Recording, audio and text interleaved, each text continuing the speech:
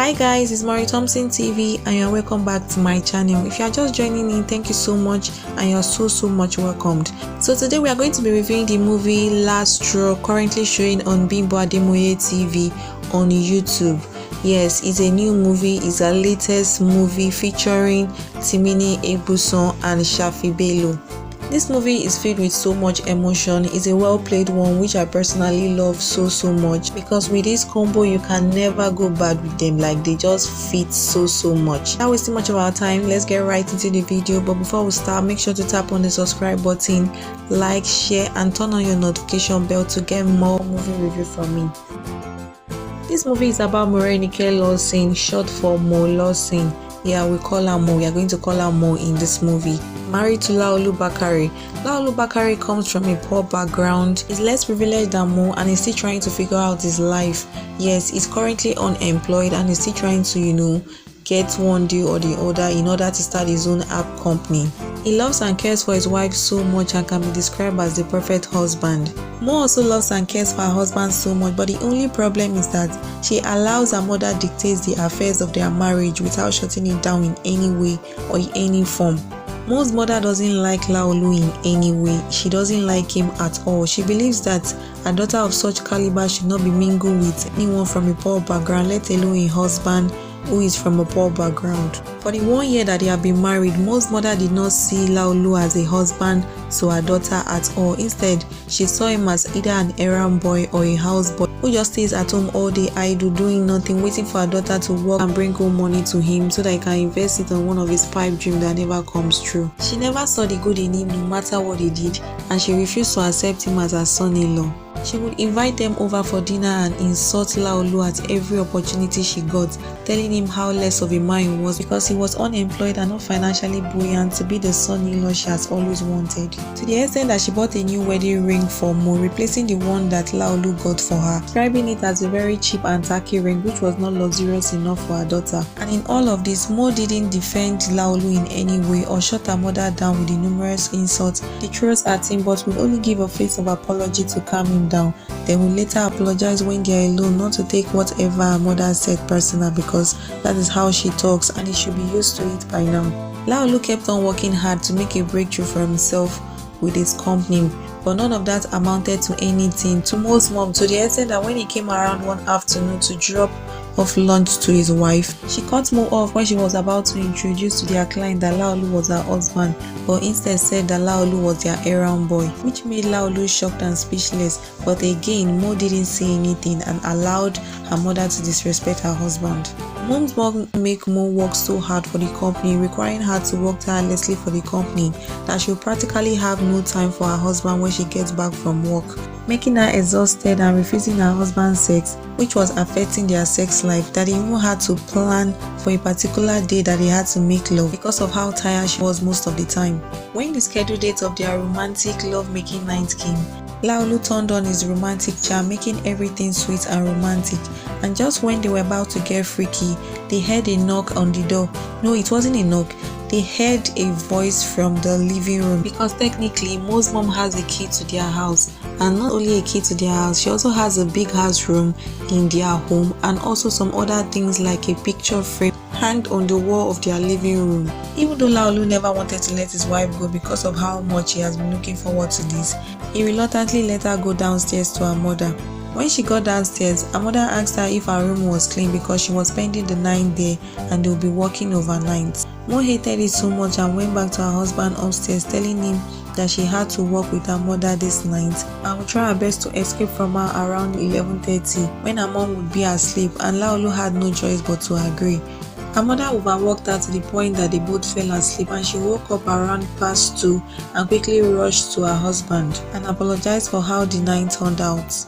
Mo tirelessly working for her mother is beginning to affect their marriage in so many ways that she forgets to even help her husband with a very important something that will help him with his business, because she said she was busy with work, and that really made Laolu felt so insecure and sad about the whole situation, making him wonder if she even took him serious in any way at all, because he lost this particular deal because his wife was unable to keep her promise. Laolu got a call one day when he was working that his wife has been involved in a motor accident. Getting there, he was told by the doctor that it was a minor injury, and that the brief of the injury has been explained to her next of kin, which made Laolu surprised and shocked because her next of kin was supposed to be him, but he was surprised that her next of kin was someone else and it was no other person but her mother. Mo got discharged from the hospital, and as usual, Mo mother talks Laolu years off of how he wasn't taking care of her daughter well and she needed more help, and how he wasn't being a good husband to her even though it wasn't true. And again, Mo said nothing to defend her husband. Laolu did a great job taking good care of his wife as always, and one day when he went out shopping for groceries, Mo tripped and fell trying to reach out for her crutches, and that's when her mother came in, shouting and ranting how Laolu would dare go out and leave her alone at home when their maid was not around to help, and how that made him so irresponsible. Laolu came in just then and she lashed him about how irresponsible he was to her daughter, even though her daughter was the one doing everything that partakes work and he was unemployed. The least he could have done was to take good care of her because he was practically a houseboy since he had no job, and the least he could have done was to take care of her daughter.